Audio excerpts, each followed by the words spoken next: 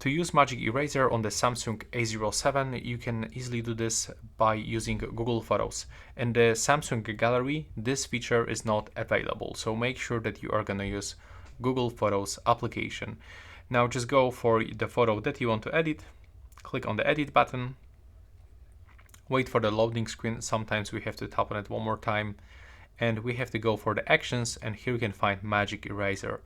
Wait for the loading screen and now follow instruction. So you can tap, circle or brush to erase. So let's say that I want to remove this part. I have to brush around this object. There we go.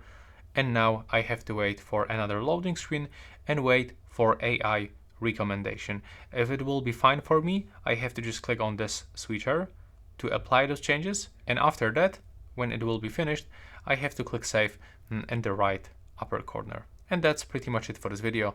Thanks for watching.